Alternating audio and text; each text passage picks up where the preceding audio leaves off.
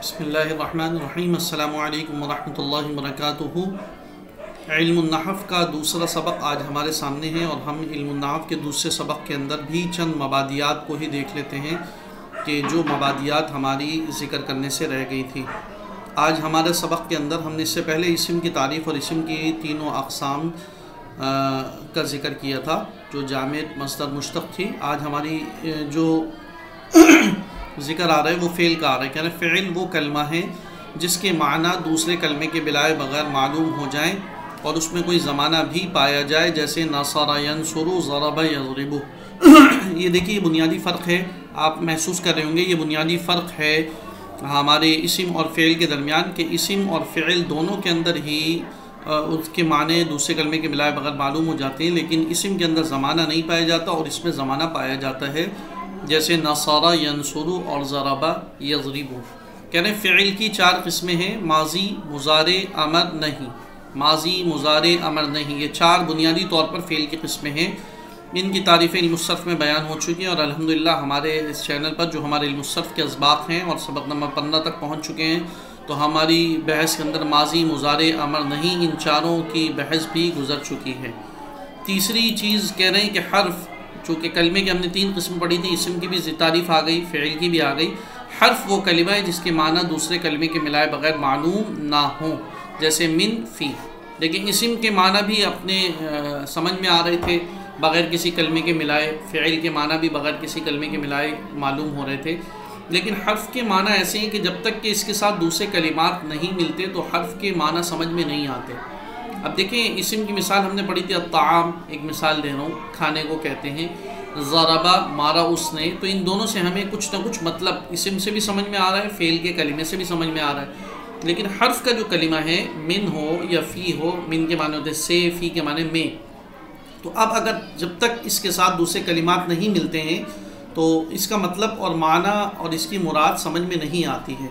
इसलिए कह रहे हैं कि जब तक इन हर्फ़ों के साथ कोई इस्म या फ़िल ना मिले, इनसे मुस्तकिल माना हासिल ना होगा, जैसे खराज ज़ैदुम मिनद्दार दखल अम्रुन फिल मस्जिद, यानी ज़ैद जो है वो घर से निकला।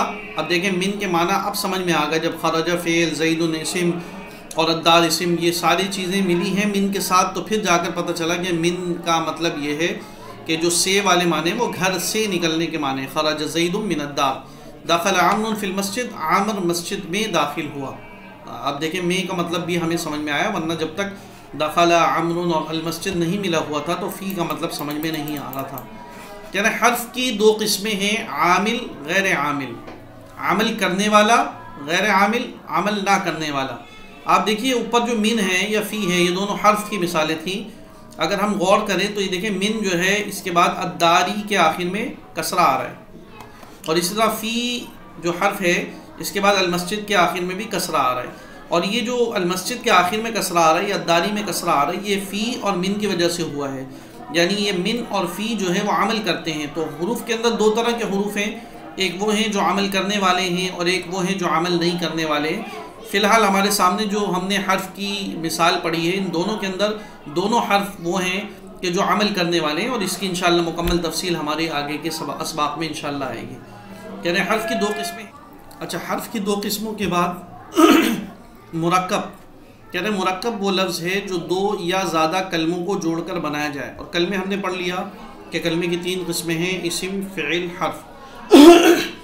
तो आम तौर पे होता ये है कि एक इस्म या एक फ़िल या दो इस्म मिलकर, यानी दो कलमे आपस में मिलते हैं तो फिर ये मुरक्कब बनता है। आगे उसकी मज़ीद तफसील आ रही है। अभी तक हमने एक एक की तारीफ़ पढ़ी, इस्म की तारीफ़ पढ़ी, फ़िल की तारीफ़ पढ़ी, हर्फ़ की तारीफ़ पढ़ी।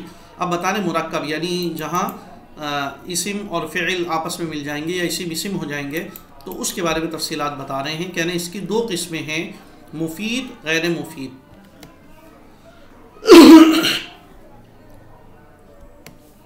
मुफीद, गैर मुफीद। कहने मुरक्कब मुफीद वो है कि जब कहने वाला बात कह चुके तो सुनने वाले को गुज़िश्ता वाक़े की ख़बर या किसी बात की तलब मालूम हो सके, जैसे ज़हाबा ज़ैदुन ईती बिल्मा। अब आप पहले तो ये गौर कीजिए कि ज़हाबा ज़ैदुन में ज़हाबा ये फ़िल है, और वो फ़िल क्यों है इसकी इंशाअल्लाह आप अलामात पढ़ेंगे तो आपको मालूम हो जाएगा। फ़िलहाल आप मेरी इस वज़ाहत के ऊपर गौर कीजिए कि ज़हाबा फ़ेल है, ज़ैदुन इस्म है। तो देखिए अब यहाँ मुरक्कब ये बना, क्यों मुरक्कब बना कि ये दो कलमों से मिला है, एक कलमा है फ़िल और एक कलमा है इस्म, और इसका मतलब है ज़हाबा ज़ैदुन, ज़ैद गया।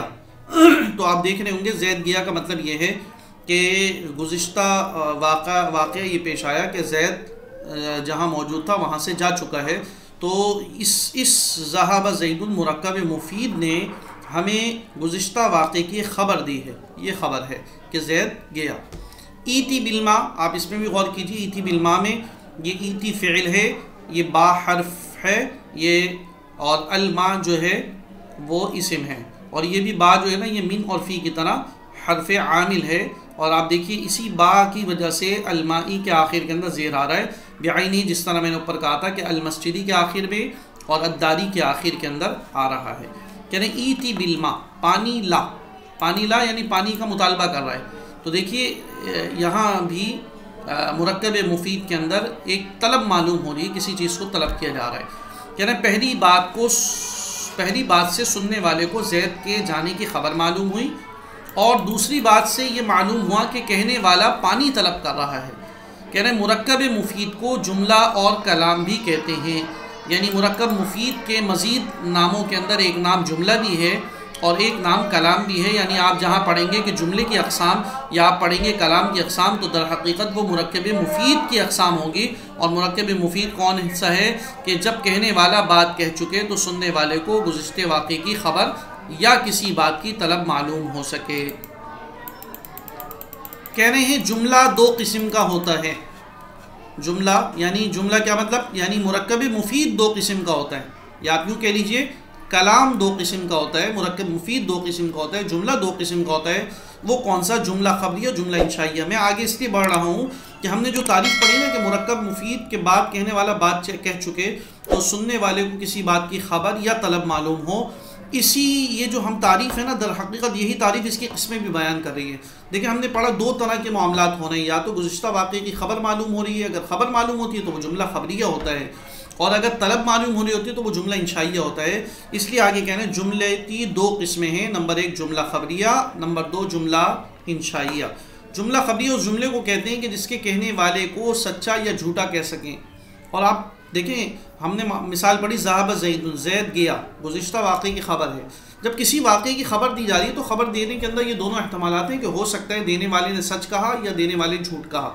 इसलिए जुमला ख़बरिया की तारीफ़ हम यूँ कर देते हैं कि जुमला ख़बरिया वो है कि जिसके कहने वाले को सच्चा या झूठा कह सके, या आप इसको दूसरे अल्फाज में ये कह सकते हैं कि जुमला ख़बरिया के अंदर गुज़िश्ता वाक़े की ख़बर होती है, और उसके बाद उसकी दो किस्में हैं, जुमला इस्मिया, जुमला फ़िअलिया। यहाँ तक मेरे ख़्याल से आपके लिए इस दूसरे सबक के अंदर बहुत है, मज़ीद हम आगे चल सकते थे, लेकिन चूँकि जब तक कि आप पिछली बात को अच्छी तरह नहीं समझेंगे अगली बात की तरफ बढ़ना आपके लिए मुफीद नहीं होगा। उम्मीद करता हूँ कि इंशाअल्लाह आप इस सबक को अच्छी तरह समझेंगे, ताकि इंशाअल्लाह इल्मुन नहव के सबक नंबर 3 के लिए हम तैयार हो जाएँ। आज के लिए इतना ही है, अगले सबक के साथ इंशाअल्लाह फिर हाज़िर होंगे। जब तक के लिए इजाज़त दीजिए। अस्सलामु अलैकुम व रहमतुल्लाहि व बरकातुहू।